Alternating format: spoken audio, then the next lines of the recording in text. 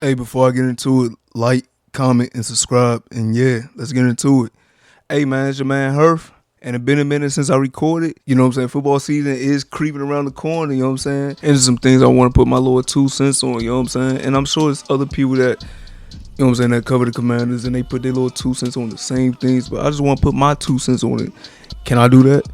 Alright, bet. So look, if I had to cut straight to it in no particular order, I want to get straight into it. I want to start with the D line. In particular, I want to go with the defensive tackle position. You know, you got Deron Payne, big year for him.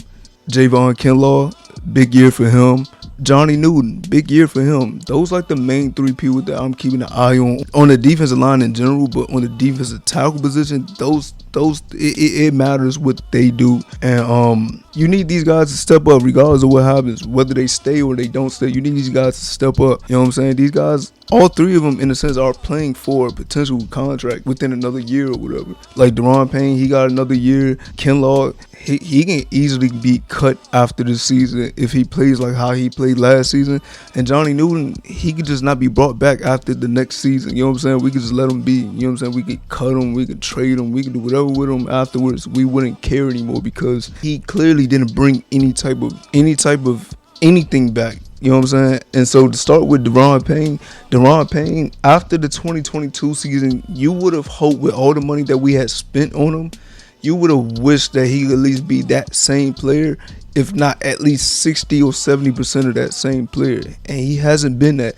Has he had moments where he's shown that 2022 contract season, Deron Payne? Hell yeah, he definitely did. But throughout the last 3-4 years since that season, no, he hasn't been the same guy. You know what I'm saying? He been back to the regular old average Deron Payne, and with the money we're paying him, you don't want that for a former first round pick. You don't want that, and that's an issue. I mean, a lot of people probably feel the same way.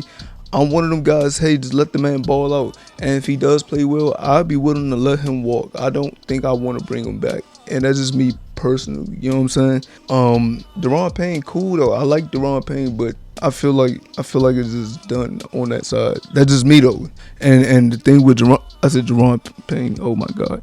The thing with Deron Payne, like I said, for a former first round pick, for a guy you're paying 20 plus mil for, you just want more out of him, regardless of what's going on. You want more pressures, you want more impact on the game, and he just don't impact the game. And speaking of impact the game, the next two people that I already brought up, Javon Kinlaw and Johnny Newton, them two guys do not impact the game at any point. Now, unlike Javon Kinlaw, at least Newton has one game where it's you could point to and be like, hey, that guy showed his ass off. And that was the Dallas game last season. And that was a little bit of something that the fans been wanting to see. A guy, you know what I'm saying? A guy in Johnny Newton that could get to the quarterback, make plays. And that's what he's doing. He even did some good work in the run department. You know what I'm saying? And you just hope that he can use a game like that going to the next season and be like, yeah, build up upon that. You know what I'm saying? Build up on it and things of that nature. Javon Kinlaw didn't show much last season.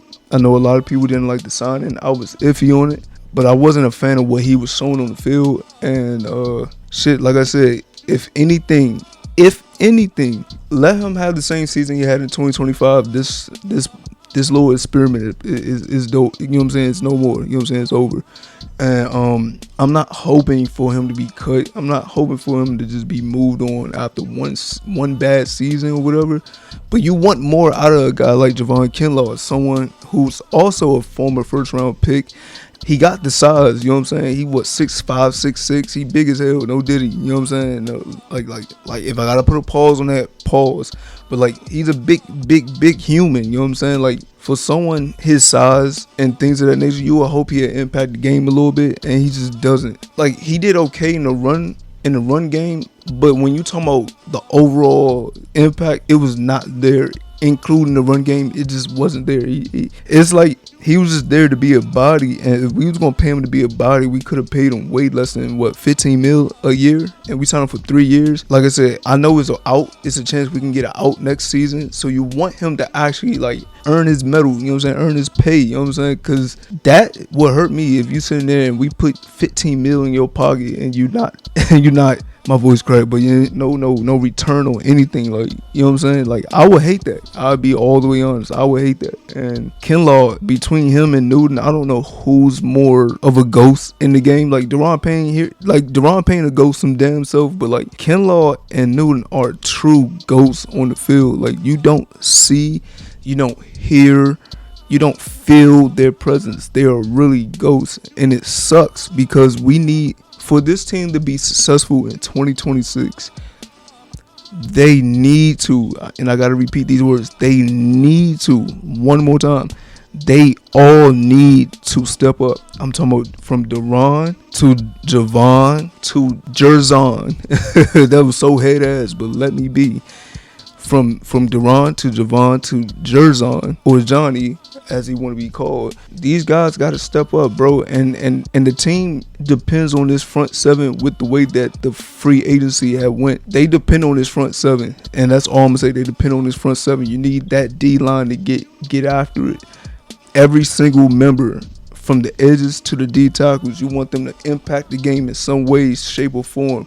And it would suck if this team is let down by the front seven because the D tackle didn't do their job. And yeah, I am going to talk about the edge room potentially in the other positions and whatever. But right now, we just going to talk about the D tackles. And like I said, I'm not going to make it a long video. It's not going to be a long video, but I just want to like speak on that. Just a little touch, you know what I'm saying? A little dab on that. I just want to like sit there and bring up how it's a big year for all three of these guys. And let's say the worst happens when they have a 2025 season again.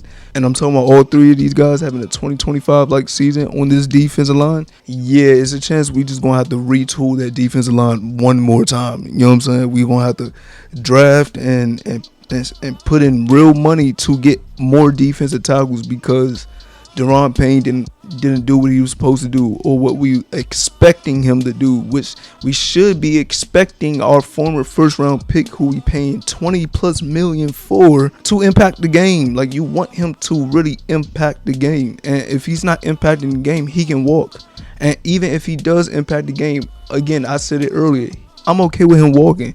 Javon Kinlaw, same deal. If you're going to come here and get $15 million out of us, AP gave him $15 million. You have to come and impact the game some way, shape, or form, not just sit there and be a big body in the middle of that defense. You got to sit there and actually put in some pain. You know what I'm saying? But yeah, put in some work, put in some pain.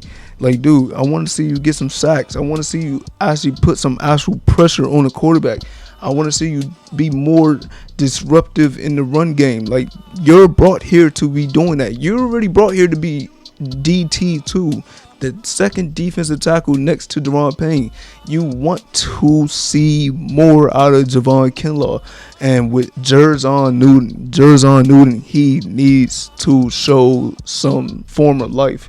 Outside of the Dallas game, he hasn't shown any life in any of his play. I still got some type of hope in him, but I don't think he would be like a number one D tackle or even a number two. He might be a good rotational piece. And shoot, we got Tim Settle now. Welcome back home, kid. You know what I'm saying? We miss you over here. You want more out of them guys. Them three guys, it really, really mattered. And again, the way that we attack free agency, we didn't help the secondary. I will talk about the secondary later, but like the secondary, they need that front seven to get after it to make their job easier, because last season it wasn't the case. We didn't get any pressure. We couldn't get to the quarterback. We didn't stop the run. We didn't do anything very good at all. And that secondary was pretty much food for every quarterback. Matter of fact, every quarterback that looked at them. And I refuse to have another season where that's the case. And it sucks because they didn't really put much stock into that secondary. But again, back to the front seven. The front seven just gotta get jiggy, bro. And again, I just wanted to start it off with the defensive tackle, the defensive line group. I want them boys to get right. If they don't get right, it's gonna be shaky. And I don't want another 2025 season. I don't want another 2024 season when it comes to this defense. I think this defense has a chance to actually be decent. If anything, I really think this defense could be really good. Let me pop my shit. I think this defense could be really, really good. You got Sonny Styles in the middle of the defense. Everything, it seemed like everything's going the right way. We got Leo Chanel. We still got Luvu, who I might talk about in a little bit. We have Still got Jordan McGee in that linebacker. Like, the linebacker room is probably one of the best linebacker rooms, in my opinion, in the whole National Football League. And you can't tell me nothing. But that defensive line, they have to do their job. Defensive tackle position, we need them to get it together. If they don't get it together, boy, it's going to be a shaky year for everybody involved. So, yeah, with that being said, you like, you comment, and subscribe. And you already know the deal, man. It's your man, Herf, and I'm off.